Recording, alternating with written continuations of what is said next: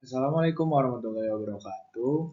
Perkenalkan, nama saya Zikri Habibi Junaidi dari kelas Perbankan Syariah 1E Universitas Islam Negeri Sumatera Utara. Di sini saya akan menggunakan materi tentang Net Present Value dan Internal Rate of Return. Nah, apa sih ya Net Present Value itu? Net Present Value adalah selisih antara pengeluaran dan pemasukan setelah sesudah disesuaikan dengan memanfaatkan social opportunity cost of capital sebagai suatu faktor diskon yang ada. Itu artinya NPV adalah arus perkiraan yang dilakukan pada masa yang akan datang dan disesuaikan dengan kondisi saat ini.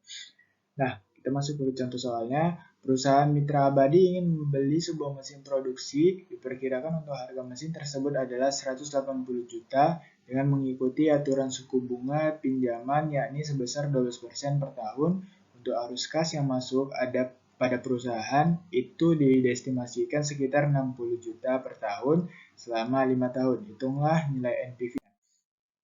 Nah, penyelesaiannya itu diketahui CT-nya itu tadi 60 juta, CO-nya itu 180 juta, R-nya itu 12%, itu artinya 0,12. Yang ditanya itu kan tadi NPV-nya, NPV.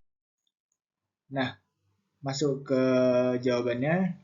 Di situ ada rumus yang mana NPV sama dengan C1 per 1 tambah R, begitu ditambah C2 per 1 tambah R pangkat 2, kemudian selanjutnya tambahan pangkat 3-nya, kemudian mengikuti dengan seterusnya, kemudian dikurang dengan C0. Nah, adapun di sini jawaban yang dari soal tadi, NVP sama dengan 60 per 1 tambah 0,12 tambah 60 per 1 tambah 0,12 pangkat 2, 60 per 1 tambah 0,12 kali pangkat 3, tambah 60 per 1 tambah 0,12 pangkat 4, tambah 60 per 1 tambah 0,12 pangkat 5, dikurang 180. Sama dengan 53,57 tambah 47,83 tambah 38,13 tambah 34,5 dikurang 180 sama dengan 36,29 juta. Nah, itu untuk nilai NPV-nya. Kemudian kita masuk ke internal rate of return. Apa sih internal rate of return itu? Internal rate of return adalah indikator tingkat efisiensi dari sebuah investasi, dan IRR ini juga dikenal sebagai metode untuk menghitung tingkat bunga suatu investasi dan menyamakannya dengan nilai investasi saat ini berdasarkan penghitungan kas bersih di masa pandemi. Kemudian kita masuk ke contoh soal. Sebuah perusahaan memberikan usulan untuk melakukan investasi senilai 140 juta rupiah sementara arus kas yang dihasilkan setiap tahun sebesar 22 juta selama kurun waktu 6 tahun. Asumsi untuk rate of return sebesar 13%.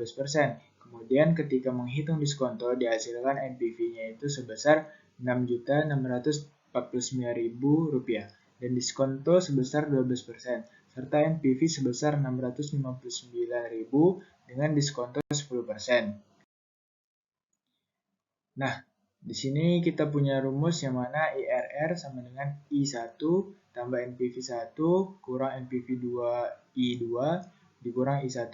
Selisih diskontonya 12%, kemudian dikurangi dengan 10% sama dengan 2%. Atau 6.649.000 ditambah 659.000 sama dengan 7.308.000. Nah, maka nilai IRR-nya itu adalah IRR sama dengan 10% tambah 659.000 per 7.308.000 dikali 2% sama dengan 10,18%. Kemudian asumsi rate of return-nya adalah sebesar 13%, maka angka 10,18% masih terbilang kecil. Berdasarkan prinsip dari IRR, maka sebaiknya investasi ini ditolak. Nah, sekian pemaparan materi dari saya. Saya ucapkan terima kasih untuk menonton dan sampai jumpa.